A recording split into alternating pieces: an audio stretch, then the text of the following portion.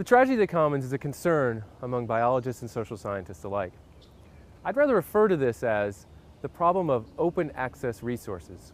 In short, the tragedy of the commons occurs because each user receives direct benefit of using the resource, but only bears a fraction of the cost of its exploitation. So examples abound.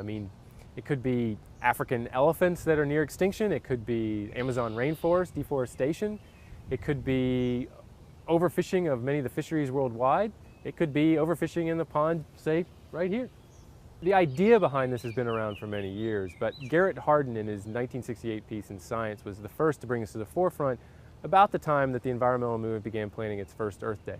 In Garrett Hardin's example, he presents us with an open access pasture. Anyone who wants to can bring their cattle to graze. Each rancher's goal is to maximize his or her private benefit. Every rancher has the incentive to bring more and more cattle to the pasture because they receive the direct benefit of grazing their cattle there.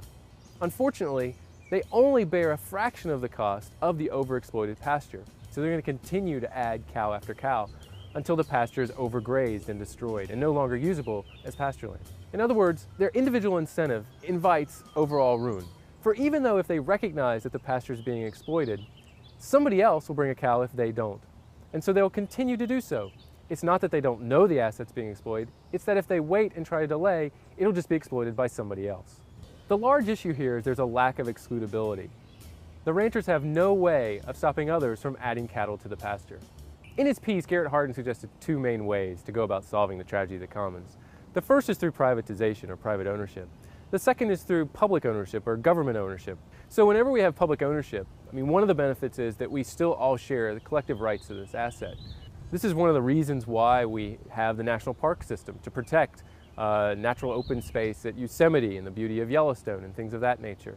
But one of the problems with public ownership is that the decision makers don't bear the cost of their actions, nor do they receive additional value from any good decisions they make.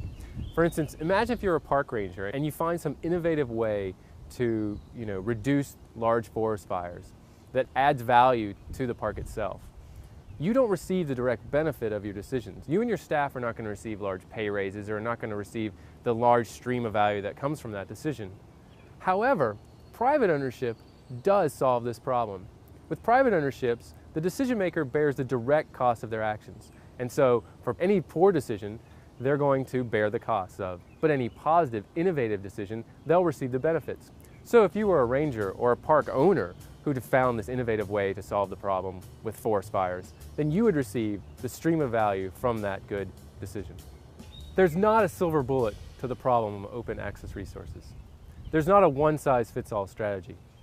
But we do know that limiting access and ensuring that decision makers bear the costs of their actions allows us to address key concerns with open access resource problems.